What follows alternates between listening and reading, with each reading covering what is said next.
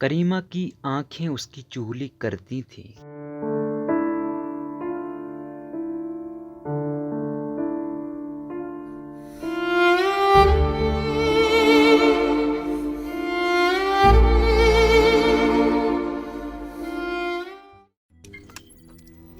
روزنامہ قدرت کی ویڈیو دیکھنے کے لیے ابھی یوٹیوب چینل پر سبسکرائب کریں اور بیل آئیکن پر بھی کلک کریں۔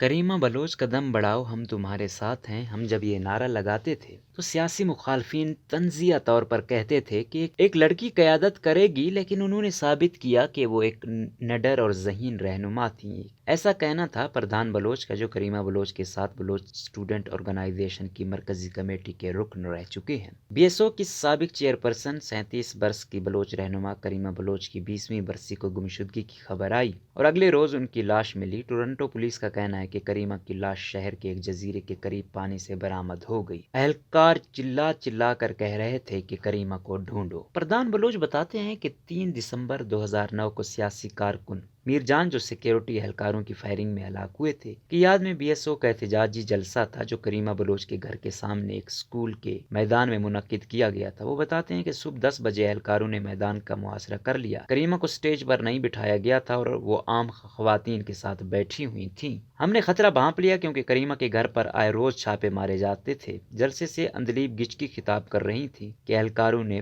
فائرنگ شروع کر دی۔ ہم نے سمجھا کہ ربڑ کی گولیاں ہیں، لیکن میرے ساتھ ایک 20 سال کا نوجوان مختار موجود تھا، اس کو گولی لگی اور وہ خون میں لال ہو گیا۔ اہلکار چلا چلا کر کہہ رہے تھے کہ کریمہ کو ڈھونڈو۔ بی ایس او کے لڑکے خواتین کی طرف گئے اور کریمہ کو نکالنے میں کامیاب ہوئے۔ اس پوری صورتحال میں وہ گھبرائی نہیں، اگرچہ ایسا پہلی بار ہوا تھا۔ پکاسو، ڈیانا اور گلزار۔ لطیف جوہر بی ایس او میں کریمہ بلوچ کے قریبی ساتھی اور دوست تھے اور دونوں ہی کینیڈا میں جلا وطن کی زندگی گزار رہے تھے۔ بی ایس او کے چیئرمین زاہد بلوچ کی جبری گمشدگی کے خلاف لطیف جوہر نے سن 2014 میں کراچی میں تادم مرگ بھوک ہڑتال کی تھی، جو 46 روز جاری رہی۔ لطیف جوہر نے بتایا کہ تنظیم نے فیصلہ کیا کہ زاہد کی بازیابی تک تادم مرگ بھوک ہڑتال کی جائے اور کارکنوں کو رضاکارانہ نام دینے کے لیے کہا گیا۔ کریمہ نے کہا کہ میں بھوک ہڑتال پر بیٹھوں گی، جس کی تنظیم نے مخالفت کی کہ آپ تو لیڈر ہیں، آپ کو کچھ ہو جائے تو باقی کا کیا ہوگا، اس لیے ان کا نام مسترد کر دیا گیا، لیکن وہ ہر وقت کیمپ میں موجود ہوتی تھی۔ وہ بتاتے ہیں کریمہ بلوچ کی قیادت میں شامل ہونے کے بعد بی ایس او آزاد میں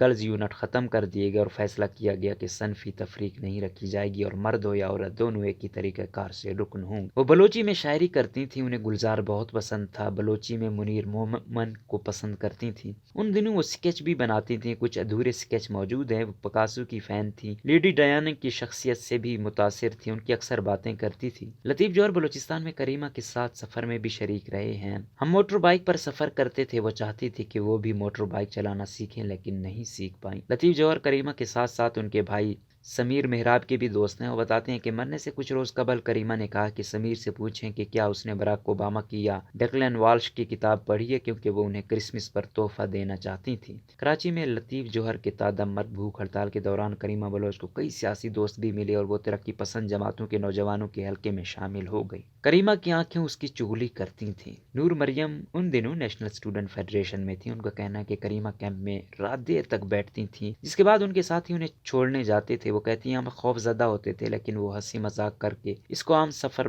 بنا دیتی تھیں۔ اس احتجاج کے دوران کریمہ کے گھر پر شیلنگ ہوئی، وہ تصاویر دکھاتی تھیں، لیکن ان کے ماتھے پر بل یا چہرے پر پریشانی نہیں دیکھی۔ ایک بار انہوں نے بتایا کہ ان پر دہشت گردی کے 2 مقدمات ہیں۔ میں گھبرا گئی اور ان کو کہا کہ تم اس طرح گھوم رہی ہو، تو اس نے مسکراتے ہوئے کہا کہ کامریڈ، انہیں تو یاد بھی نہیں ہوگا، کیونکہ انہوں نے اتنے جھوٹے مقدمات بنائے ہیں جو یاد رکھنا بھی مشکل ہے۔ نغمہ شیخ ان دنوں ڈیموکریٹک اسٹوڈنٹ فیڈریشن سے منسلک تھیں۔ ان کا کہنا تھا کہ جب رات ہو جاتی وہ سب لطیف جوہر کے کیمپ پر ہوتے تھے۔ وہ کریمہ سے کہتی تھیں کہ اب تو کوئی نہیں، اب تو نقاب ہٹا لے، تو وہ کہتی کہ آس پاس دیکھو کتنے کیمرے لگے ہوئے ہیں۔ نغمہ کے بقول وہ مذاق میں کہتی تھیں کہ ایک طرح کی چادر کوئی بھی پہن کر بیٹھ جائے، کیا پتہ کون ہے، تو وہ کہتی ایسا نہیں ہو سکتا، یہ بڑی ذمہ داری ہے۔ کریمہ کی آنکھیں ان کی چغلی کرتی تھیں۔ اس نے بتایا کہ ایک مرتبہ ان کے گھر پر چھاپا مارا گیا، تمام خواتین کو ایک لائن میں کھڑا کیا گیا، سب نے نقاب پہن رکھا تھا۔ اہلکاروں نے کہا کہ آنکھیں اوپر کرو، میں نے نہیں کی، کیونکہ اگر میں آنکھیں اوپر کرتی تو پہچانی جاتی۔ وہ سب کو سرپرائز دینا چاہتی تھی۔ کریمہ کی چھوٹی بہن مہاگنج بتاتی ہیں کہ جس روز وہ لاپتہ ہوئی اس دن پاکستان کے وقت کے مطابق مطابق 10:30 بجے ان کی کریمہ سے بات ہوئی تھی۔ وہ باہر جا رہی تھی، اس نے مجھ سے کہا کہ سونا نہیں ہے، میں جلدی واپس آ کر تمہیں ویڈیو کال کرتی ہوں، اور جو کرسمس گفٹ لیے ہیں ان سے سب کو سرپرائز دینا ہے۔ ماگن کے مطابق کریمہ نے کہا جلد تمہاری یونیورسٹی کھل جائے، جو بیگ اور شوز میں نے بھیجے ہیں وہ پہن کر تصویر بھیجنا۔ اس نے مجھے یہ بھی کہا کہ یہاں سے کوئی آ رہا ہے تو کچھ کتابیں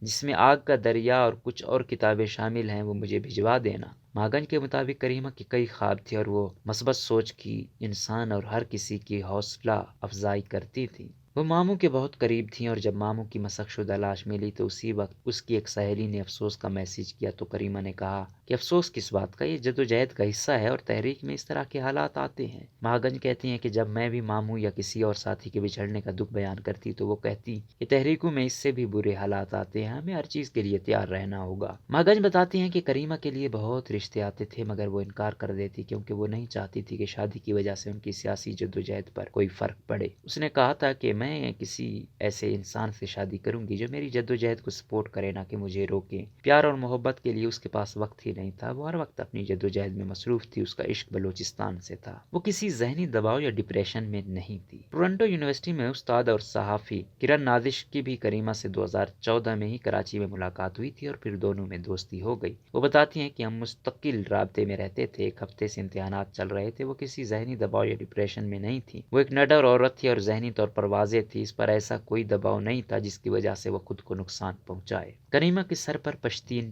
کیپ۔ سوشل میڈیا پر کریمہ بلوچ کی ایک تصویر ان دنوں بہت مقبول ہے جس میں انہوں نے پشتون تحفظ موومنٹ کی علامت پشتین کیپ پہن رکھی ہے۔ کرن نادش کے مطابق کریمہ کو یہ کیپ منظور پشتین نے تحفے میں دی تھی، وہ یہ کیپ پہن کر اپنی خوشی کا اظہار کرنا چاہتی تھی کیونکہ وہ منظور پشتین اور ان کی تحریک سے متاثر تھیں، کیونکہ وہ سمجھتی تھی کہ ان کی تحریک بھی آزادی، اظہار رائے اور برابری کی تحریک ہے۔